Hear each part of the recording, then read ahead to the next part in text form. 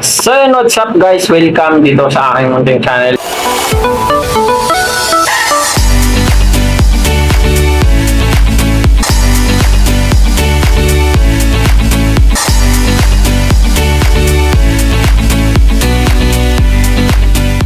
Ako and Max Vlog po pala nagbabalik. So ito, mayroon po tayong hawak po dito na cellphone na Tecno Spark Go 2023. So ang ano nito, nakalimutan yung pattern. So hindi na alam ng mayari. Yun, subukan natin yung hard reset. So then kung may Google account man siya, hindi natin matpasok. Mayroon tayong gagawin paraan para ano. Kahit mapasok mo siya, tapos pagdating ng dulo, yung tipong open na yung dashboard, lalabas na pero biglang lalabas si Google Setup, pabalik pa rin sa umpisa. Paulit-ulit na lang yan mga lods. Kaya kailangan mong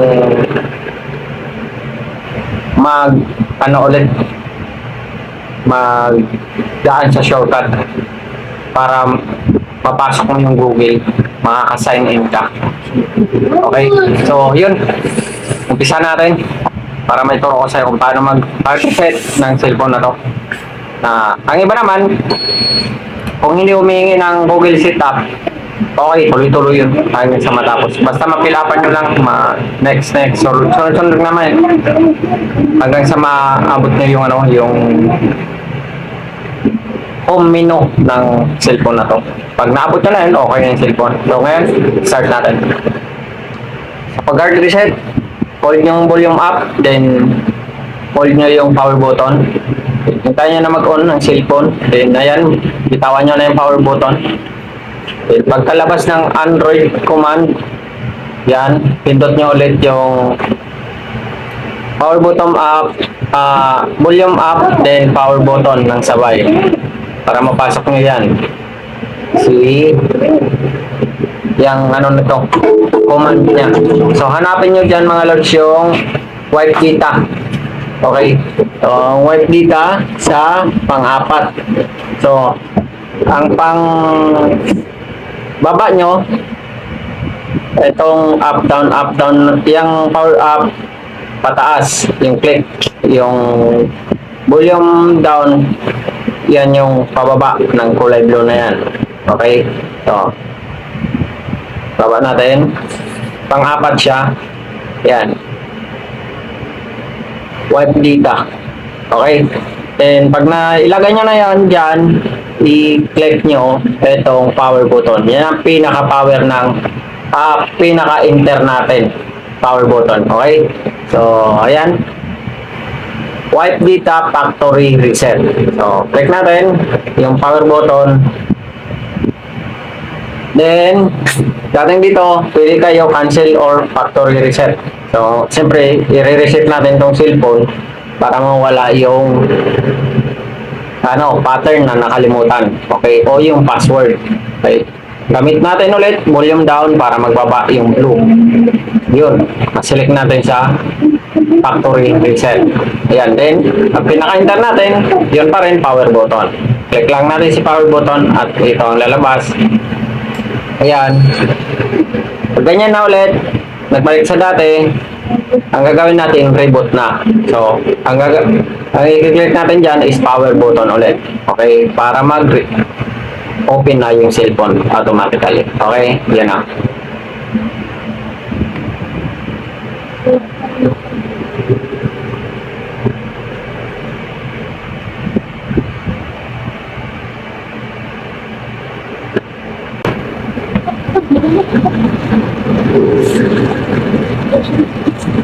So hintayin lang natin mag-on mga guys.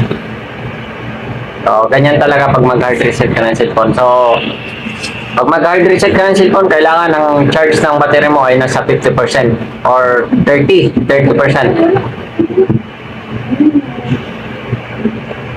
Pero ang iba 50. Pero ako nag-hard reset kahit mga 15, 20 basta naka-charge kung kaya.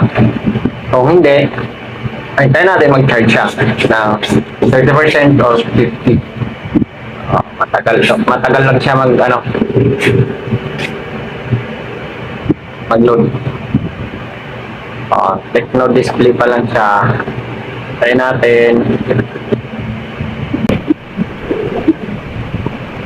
Yan.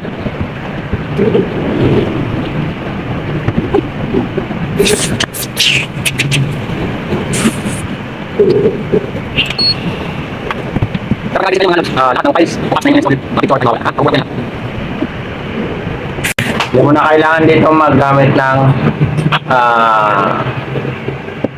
computer. Ikaw mismo kaya mong gawin yan. Kaya hintay lang natin mga lods. Matagal-tagal talaga to. Pagkatapos nito, set up na tayo. Pag nag-load na.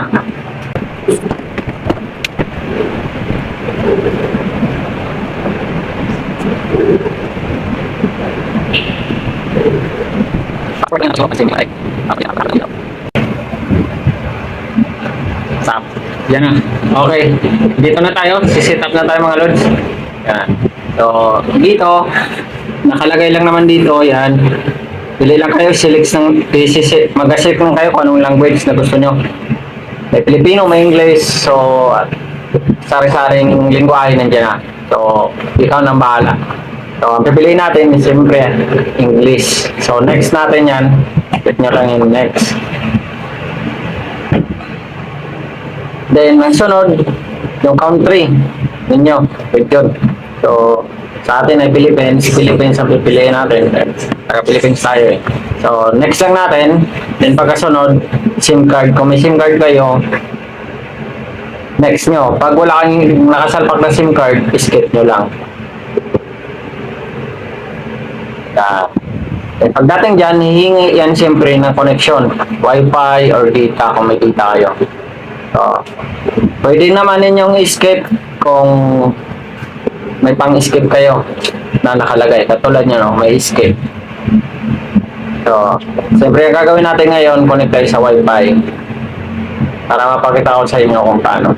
Okay, connected na tayo guys. Ayan, connected na tayo. Then, lalabas dito ay next. So, yan. Pagdating dito mga lods, pag next nandyan, sunod-sunod na po yan. Ito na po yung lalabas. Ayan. Then, next nyo lang. Then, sa term of use, i-ano nyo lang. Click nyo lang yung, i-check nyo lang yung agree. Then, next ulit. Yan. Ano si Google. Pero bago tayo magdiretso dyan mga lods, may tuturo ako sa inyo. Baka kasi magtuloy-tuloy na to. Hindi na to maghihingi ng Google setup. I-ano muna natin to. Back muna natin. May tuturo kasi akong isa sa inyo. Para hindi na tayo pabalik-balik. Mamaya kung lalabas si Google setup, so balik tayo doon. Gagawin natin. At least, okay na. So, dito, dahil nakakonect tayo sa Wi-Fi, click lang po natin tong Wi-Fi. Yan. Then dito, kung ano po yung lalabas dyan sa inyo, may info kayong makikita dyan, i-click nyo yun. Dito sa akin ay nearby. So, click natin yung nearby. So, ito yung lalabas, mga lods. So, ang unang ano dito is device name. So, dyan nakalabas kung may Google account ka, dyan nakalagay.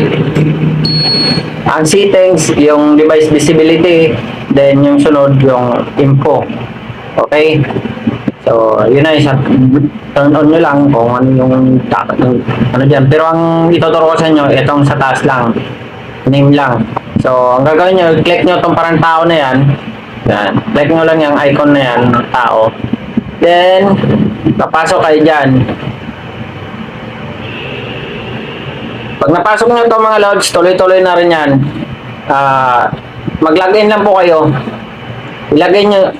Mag-login po kayo ng Google dyan.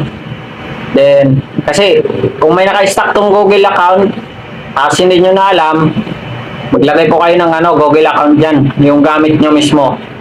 Okay, kasi yun ang alam nyo na password. Yung dati, pag hindi nakalimutan yung password, wala na rin. Nakalimutan nyo yung Google account, wala na rin. So, gawa tayo ng bago. Kung ano yung Google account na mayroon kayo dyan na alam nyo. So, na chucheng. Ilagay ko lang dyan yung Google account ko. Then, next natin. Yan. Yan ay Google account na nakalagay na. Then, next. Then, hihingi ng password. So, input lang ako ng password mga lods.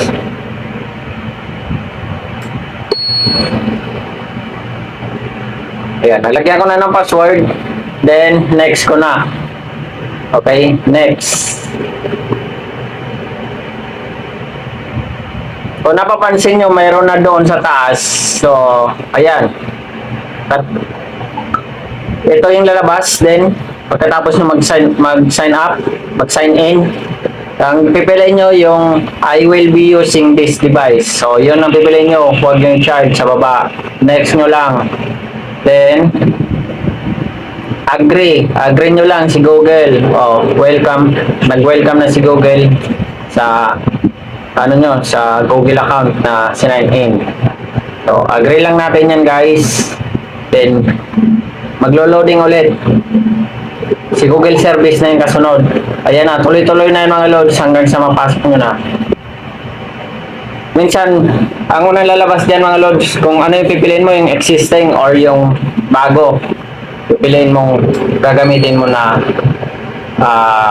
Google account. Siyempre, ang pipiliin mo, dahil hindi nakalimutan mo na yung password nung una, yun na yung pipiliin mo, yung bago na sinign in mo.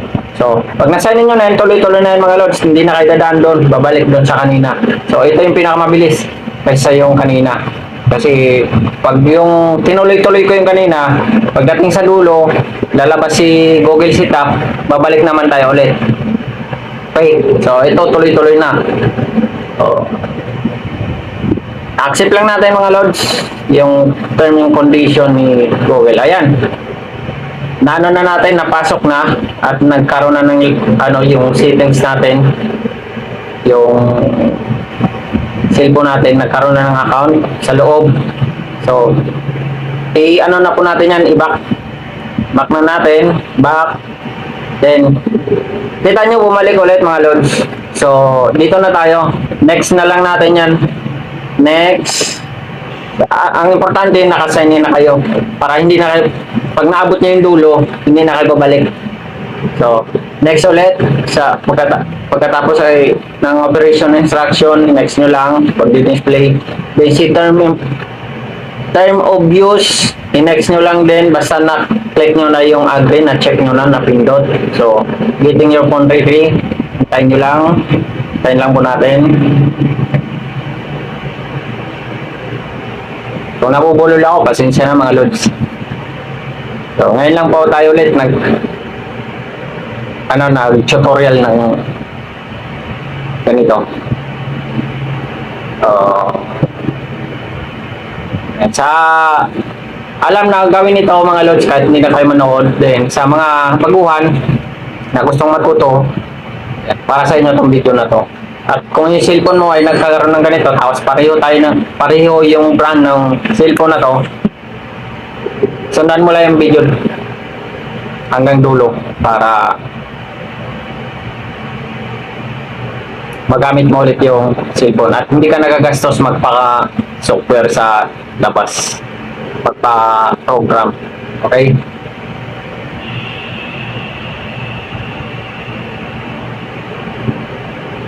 Basta nakakunik kayo sa wifi mga lods. Pwede rin na hindi kayo kumunik sa wifi, katulad yan, matagal mag-load. I-ano nyo lang yan, patay hotspot, then pag nagaganyan, patay. Patayin nyo lang yung hotspot. Papasok yan agad. Pero sa atin hindi na. Basta may wifi kayo na wala kasang signal, tuloy-tuloy na yan.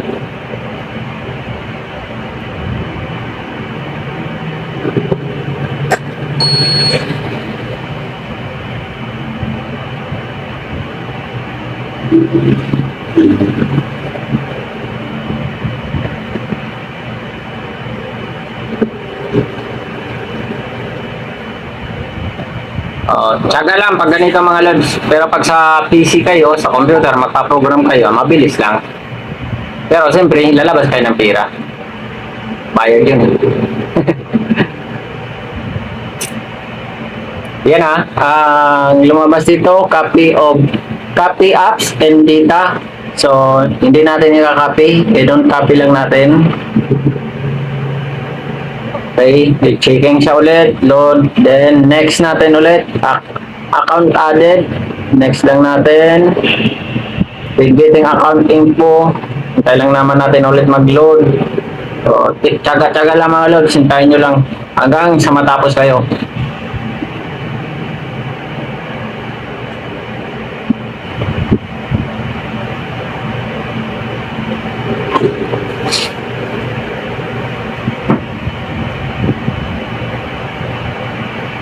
Ito ay Tecno Spark Go 2023 na unit. Okay, so yun. Pagkatapos na dito sa Google service, i-swipe nyo lang yan mga loads hanggang sa baba. O di kaya, click nyo yung more. Then, pagkatapos ng more, ang lalabas is accept. Accept nyo lang po yan. Click nyo yung accept. Yan. Tayo nyo naman po, lalabas yan. Okay. Then, ito na mga loads. More naman natin ulit. Then, skip natin. Ayan. Skip. Then, dito sa access, skip din po natin yan. Ayan. Skip lang po natin. Yung kanina, in-skip natin. Then, yung pangalawa, skip din po ulit. Then, pagdating dito sa anything else, ano lang natin yan mga loads. No thanks. Getting your phone ready. So, hintayin lang natin yan. Matapos yung loading. Malapit na yan mga loads. Ayan na. Then, ang gawin natin, skip lang natin ulit. Lagyan into Tecno ID. So, ano lang natin yan. Skip din. Okay. Labas natin okay. Yan.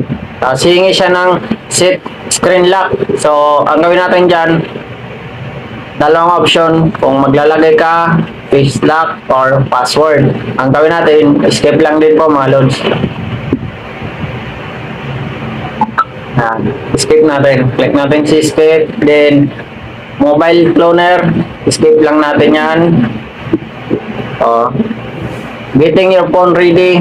Ulit-ulit. So, ito na mga loads. Ito yung sinasabi ko kanina, kung nagtuloy-tuloy kayo na. Pagtapos na dyan, click, lalabas si Google Setup pag hindi pa nagkaroon ng Google account sa cellphone na to.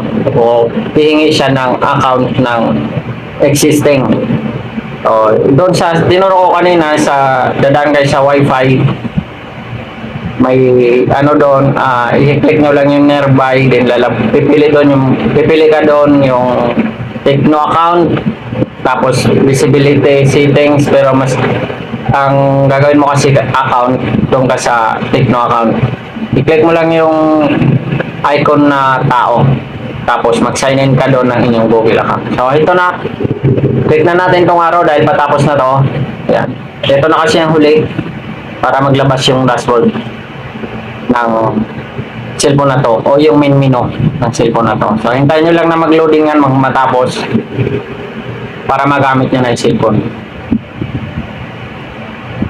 Ayan, katulad yan.